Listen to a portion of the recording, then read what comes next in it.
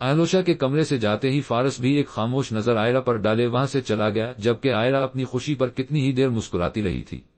رکو یار، اتنا غصہ صحت کے لیے اچھا نہیں ہوتا۔ لاؤنج میں اس کے پیچھے ہی جاتے فارس نے آخر غصے سے پاگل ہو رہی اہلوشا کا ہاتھ پکڑتے اسے روکا۔ بہت بدل گئے ہو تم۔ بدلے میں وہ بس اتنا ہی بولی۔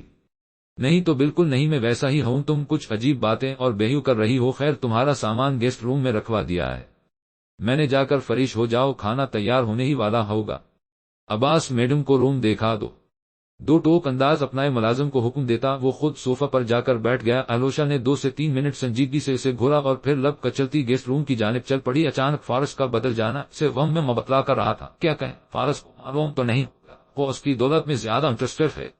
اگلے 1 گھنٹے بعد ڈنر کے لیے آئرہ، فارس کے علاوہ اہلوشا بھی ڈائننگ ٹیبل پر موجود تھی۔ منہ سے تو خیر کوئی نفوس بھی کچھ نہ بولا، بس آنکھوں میں بہت کچھ بتا رہے تھے۔ کھانے میں کیا ہے؟ منہ بنائے اس نے سوال کیا، تب پاس کھڑی ملازمہ نے اسے سبھی ڈشز بتا دی جو کہ سارے دیسی کھانے تھے، یعنی آئرہ کی پسند کے کھانے۔ او مائی گاڈ، سیریسلی کیا یہ سب کھاؤں گی میں؟ اتنا ہیوی اور آئلی کھانا آخر کون جاہل کھا سکتا ہے؟ دیکھ رہے ہو تم فارس، یہاں پاکستان آئی میں صرف تمہاری خاطر، بٹ کسی کو پرواہ ہی نہیں میری، اچھے سے جانتے ہو تم ایسی آئلی چیزوں سے کتنی اریٹیشن ہے مجھے، کیا ہے یہ سب؟ وہ پاگلوں کی طرح چیختی شور مچانے لگی۔ اس کا یہ روک فارس کے ساتھ آئرہ کا موڈ بھی خراب کرنے لگا۔ واٹس روم والی اہلوشا، آہستہ تو بات کرو، شور کیوں مچا رہی ہو؟ نہیں رہا یاد نکل گیا دماغ سے میرے، کوئی قیامت تو نہیں آ گئی؟ اٹس اوکے، آج کھا لو یہ کھانا، کل سے تمہاری پسند کا بنوا۔ کچھ دیسی فوڈ بھی کبھی کھا لینی چاہیے۔ خود کو کمپوز کرتا وہ لہجہ نرم رکھے اسے سمجھانے لگا، پر اب کہاں وہ سننے والی تھی۔ آخر ہو کیا چکا ہے تمہیں؟ تم کب سے ان چیزوں کو پسند کرنے لگے ہو جو مجھے بھی مشورہ دے رہے ہو؟ ہم دونوں اپنی ڈائٹ کا برسوں سے خیال رکھ رہے ہیں، کیا سب بھول گئے تم؟ پلیز مجھ سے یہ فضول میں امید مت رکھنا، ایسا آئلی کھانا کھا کر گول گپی بن جا میں، نہ ہی مجھے گولو مولو فارس چاہیے۔ منہ بنائے اسے کہا۔ وہ کرسی سے اٹھنے لگی، شاید بھوکے پیٹ ہی سونے جا رہی تھی۔ وہ تبھی آئرہ نے بولنا شروع کر دیا، باجی ذرا بات کا جواب تو دیتی جاؤ، اگر فارس گولو مولو بن بھی گیا جو کہ ہوگا تو نہیں، کیونکہ ماشاءاللہ باڈی بہت پرفیکٹ ہے اس کی ڈیلی ایکسرسائز کی وجہ سے۔ چلو پھر بھی اگر فارس گول گپا بن گیا تب کیا تمہاری اس کے لیے محبت ہو جائے؟ ایک آئی برو اٹھائیے، وہ اس سے سوال گو تھی۔ اہلوشا نے ترچھی نظروں سے اسے گھورتے رخ بدلا۔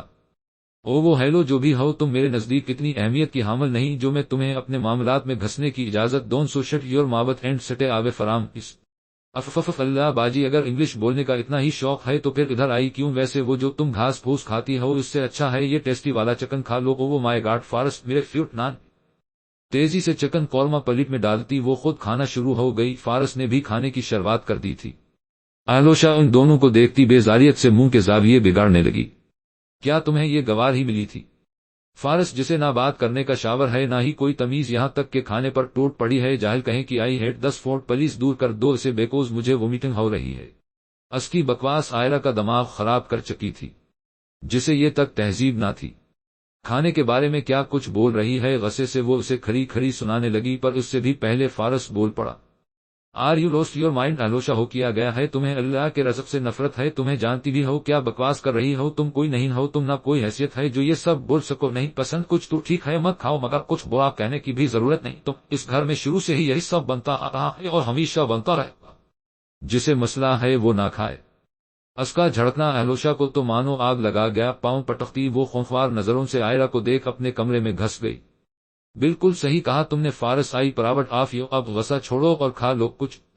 خوشی سے اسے کہا وہ نوالا بنانے لگی، لیکن اس سے بھی پہلے فارس خود بھی اٹھ غصے سے تن فن کرتا سیڑھیاں چڑھ گیا۔ وہ کافی پریشان دکھائی دے رہا تھا۔ اب اکیلے تو وہ بھی نہ کچھ کھا سکی، تبھی آٹ کر فارس کے پیچھے کمرے میں چلی آئی۔